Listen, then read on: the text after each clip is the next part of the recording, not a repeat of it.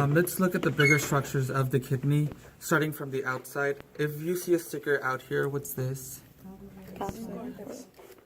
Renal capsule. Good, that's the renal capsule. Coming inside, do you see this 3D shape structure right here? That should be Renal good. So these are the renal pyramids. All of this from here to the outer layer, what would that be? cortex. Renal cortex. So remember to write renal before anything. This is the renal pyramid. That's the renal cortex.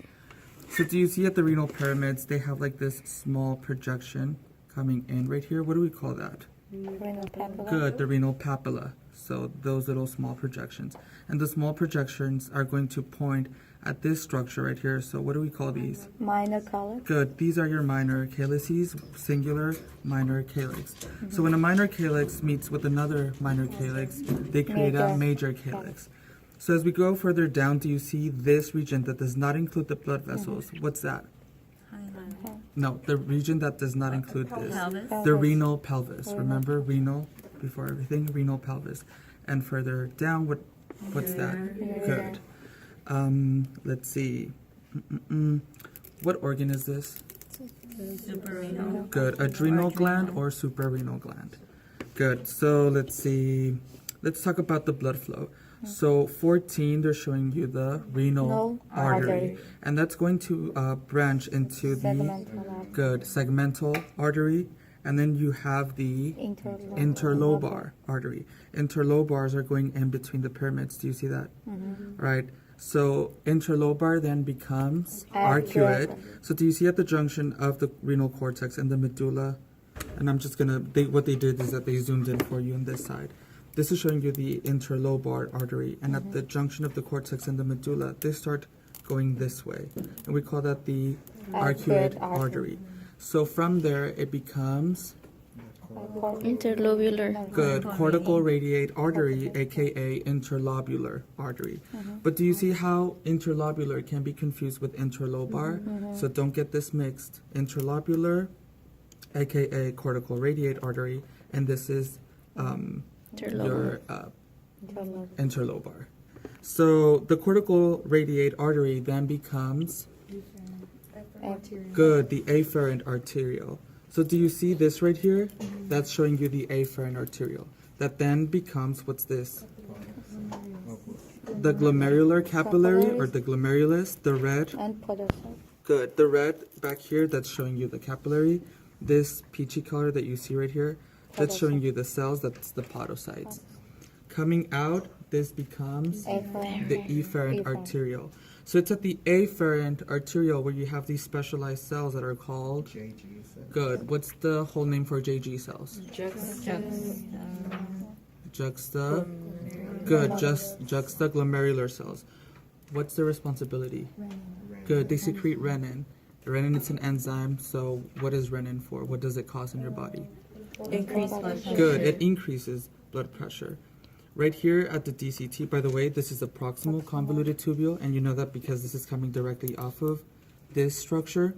This is the distal convoluted tubule. It's at the DCT where you have these specialized cells right here that are called good. And what are their responsibility? Chemical reset. Good. They monitor solute concentration.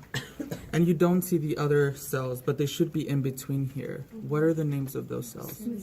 Good. Mesangial cells. What do they secrete? Good. EPO, which is erythropoietin. So that's the hormone. And the erythropoietin acts where? Good. To do what? Good. So it creates RBCs. So going back to the flow, we had the efferent arterial, and then depending on the type of nephron, if it's a cortical nephron or a juxtamedullary nephron, you're going to have a peritubular capillary for the cortical nephron and a vasorecta capillary for the juxtamedullary nephron. Do you see? All right, so peritubular or vasorecta, what's next? Remember the acronym that I gave you? PCA. P is for peritubular, the C.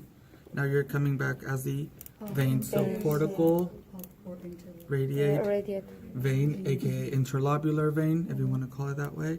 Then you have the arcuate vein, and then interlobar, and no segmental. So it just goes from interlobar to the renal vein right there. Let's see.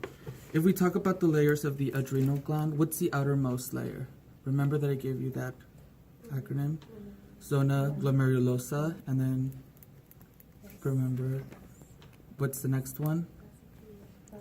GFR, zona glomerulosa, zona fasciculata, Yeah. and zona reticularis.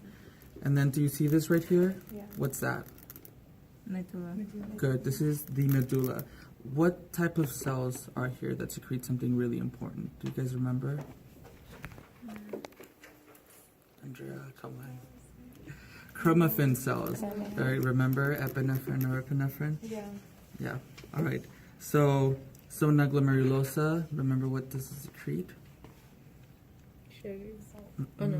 Remember, so aldosterone, then you had your glucocorticoids, and then you had your sex hormone. So it was like salt, sugar, and then sugar. Sugar, yeah. I think that's, right here, what they're showing you. What's number 12? What is it, 21? Collective. Good, collecting duct. And then what would this structure be right here? The minor. Good, that's the minor calyx. Do you see that? Good. I think we covered, just in case if you have a sticker right here in between the pyramids, what do we call that? The renal columns. Good. Remember that there's renal before anything.